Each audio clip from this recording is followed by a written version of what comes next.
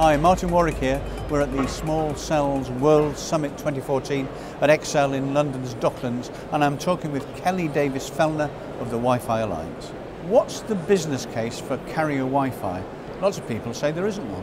I think there is. I actually think there's a business case, a number of business cases for carrier Wi-Fi, and I think, if you ask 10 carriers, you might get 10 different business cases described. But at its most simple, there is simply not enough connectivity capacity to meet demand. And particularly when you're thinking about licensed spectrum versus unlicensed spectrum, the need for mobile offload is very, very, very compelling. And so purely from a cost basis and managing that scarce resource, Wi-Fi is really, in my view, a no-brainer for a mobile carrier. But that's really only the beginning. There's a number of other business cases, and I think Wi-Fi's cost picture, as well as the user experience that it's coming to deliver, make it a very, very solid contender over the visible horizon in the carrier space. So how is Wi-Fi being used by telcos, especially alongside small cells? Well, we think of Wi-Fi as kind of as a small cell itself, and I think particularly when you think about very, very dense environments, so city centers, convention centers, any place where you have quite a bit of footfall, Wi-Fi handles density very well. We commissioned a report last year that kind of took a look at total cost of ownership, and Wi-Fi makes a very, very compelling complement to sort of the traditional small cell deployments. And it has the added advantages of, unlicensed spectrum, lots and lots of devices can connect, including devices that can't connect to the cellular network. And it has a lower per bit total cost of ownership by quite a bit, in most cases about 50% of the per bit total cost of ownership of traditional small cells. So that doesn't mean that Wi-Fi will replace small cells, but it does mean that it is very much in that mix.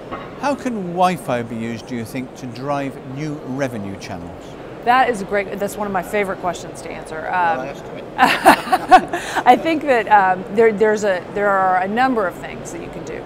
So one thing that's really interesting to me is everything you can do over the top, right? So, Wi-Fi at the end of the day is just a connectivity medium, right? And once you make it very easy to connect and make sure you've got a really, really nice, robust connection, then suddenly it opens the door for things like video and for other over-the-top services and messaging and sort of the visual web. And one example might be extending a home broadband and cable subscription and being able to access all of that premium content when you're on the go, as an example. There are also, models around mobile marketing and location-based services that are as yet untapped. And then we also are seeing that it's opening new opportunities for fixed providers that were not previously open to them. So you're starting to see fixed providers investing very heavily in Wi-Fi because it gives them a mobility component that can be extended even into things like voice services as well, leveraging really Wi-Fi as the predominant connectivity mechanism. And how can carrier Wi-Fi be used to leverage the mobile roaming experience?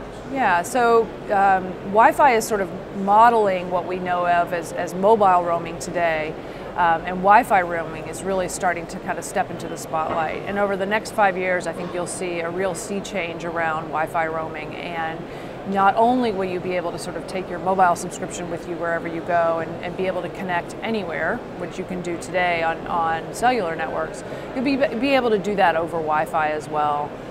There are about 35 operators trialing Wi-Fi roaming right now that's kind of based on our Passpoint technology, and I think that's a strong testament to the interest in Wi-Fi roaming, and Wi-Fi roaming is good for everybody. It's good for service providers, and of course it's very, very good for subscribers at the end of the day as well. Finally, how's the technology for carrier Wi-Fi being developed and improved? Yeah, there is a very, very ambitious and kind of robust Wi-Fi roadmap ahead of us. I think the near-term stuff is that the Passpoint roadmap includes extensions to support online sign-up and policy provisioning and things like that. 11AC, which is 5 gigahertz Wi-Fi, has recently kind of emerged as a very, very compelling technology from a performance standpoint and a capacity standpoint. But the industry's really not done. We're looking at other frequency bands, so there's WiGig and 60 gigahertz. There is a couple of other technologies operating in other frequency bands that we'll also look at kind of complementing the Wi-Fi portfolio.